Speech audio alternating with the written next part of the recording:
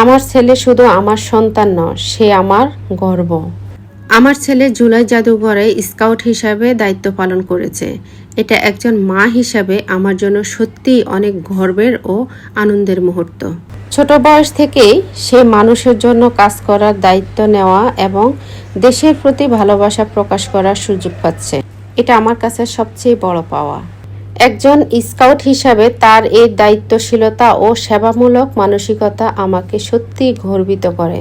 তো কি হয়েছে না হয়েছে সবকিছুই ভিডিওতে থাকবে, আপনাদেরকে বুঝিয়ে বলবো। আমি আর নাইম রেডি হয়ে চলে যাচ্ছি, আর রেডি হয়ে আমি টাকা টুকা নিয়ে নিচ্ছি। ওকে বলতেছিলাম যে দেখ, বেড়াইতে গেলেও টাকা টুকা লাগে।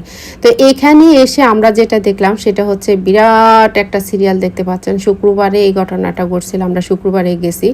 এখন অনেকে হয়তো বলবেন যে আপনি কেন গেছেন। আমি গেছিলাম যে আমার ছেলে এখানে স্কাউটের দায়িত্ব আছে, তা আমি ভাবলাম যে যেহেতু আমার পাশেই আছে আমি ওকে একটু দেখবো ও কী করতেছে, এই জন্য আমি গেছিলাম। তো এখানে এত সিরিয়াল ছিল, এত মানুষের ভিড় ছিল যেটা বলে বোঝানোর মতো না। যাই হোক, অনেক কষ্ট করে তারপর আমরা ভিতরে ঢুকলাম। এই প্রথমবার আমি এখানে আসছি, আর আগে আসা হয় নাই। তো এখানে এসে দেখলাম যে বিভিন্ন রকমের অনেক কিছু সাজানো আছে। তো সেটাই দেখতেছিলাম, একটু ঘুরে ফিরে অনেক ভাল লাগতেছে। আর আমার সবচেয়ে বেশি ভাল লাগে আমার দুই ছেলের সাথে যখন আমি ঘোরাফেরা করি, আমার তখন খুবই ভাল লাগে।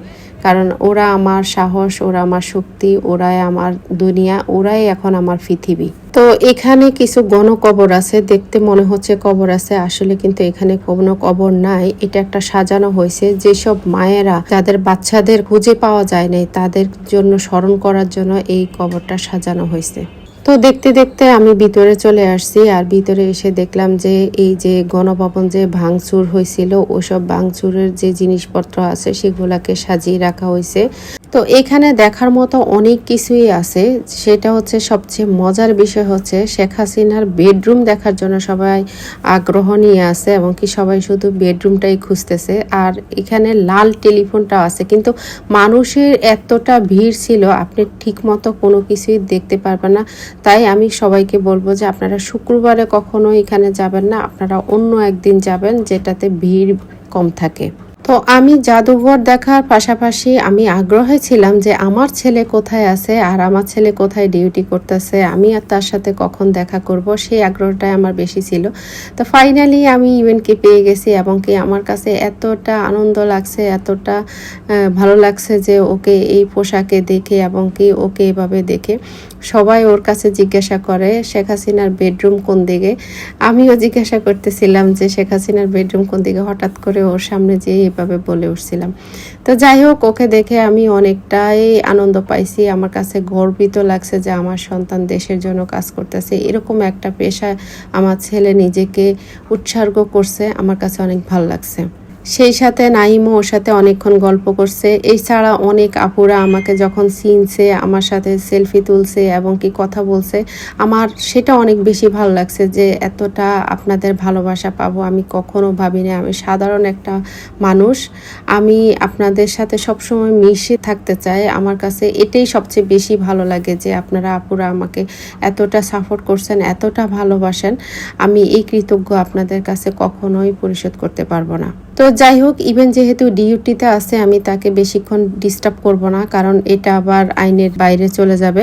তো সেজন্য তাকে ছেড়ে আমরা চলে আসছি বাইরে। তো এইখানে আসার পরে প্রত্যেকটা জিনিস দেখার পরে হৃদয়টা ছুঁয়ে গেছে, কারণ এখানের প্রত্যেকটা ইট মনে হচ্ছে যে কথা বলতেছে। এখানে কতটা মায়ের চোখের কান্না, কতটা মায়ের আর্তনাদ আছে সেটা আমি বলে বোঝাতে পারবো না। যেখানে অনেক শিক্ষার্থী, অনেক বাচ্চারা শহীদ হয়েছে, সেখানে আমার বাচ্চাও হইতে পারতো, আপনার বাচ্চাও হইতে পারতো। এটা ওই মায়েরাই ফিল করতে পারবে যারা মা হইছে। একটা কথাই শুধু বলবো, আল্লাহ যেন ওসব মা বাবাকে ধৈর্য ধারণ করার তৌফিক দান করে। আল্লাহ যেন ওসব বাচ্চাগুলাকে বেহেশত নসিব করে। অপেক্ষা করতে করতে নাইম পিছন থেকে দেখছে ইভেন আসতেছে, তো নাইম ক্যামেরাটা ধরে রাখছিল, আর ওইদিকে ইভেন এসে আমাকে টাচ করতেছে যে আমি যেন চমকে যাই। তো শেষ পর্যন্ত যখন দেখলাম যে ইভেন্টের ডিউটি শেষ, আমাদেরও ঘোরাফেরা শেষ, এখানেও জাদুঘরটা বন্ধ হয়ে যাবে, তো ইভেন্টকে সাথে নিয়ে একসাথে বের হয়ে গেলাম। আর রাতের দৃশ্যটাও কিন্তু অনেক সুন্দর ছিল, অনেক ভালো লাগছে। অনেক দিন পর আমি ভয়েস দিছি, আমি জানি আমার অনেক ভুল ত্রুটি হয়েছে, সবাই আমাকে ক্ষমার দৃষ্টিতে দেখবেন। সবাই ভালো থাকবেন, সুস্থ থাকবেন। আল্লাহ হাফেজ, আসসালামু আলাইকুম।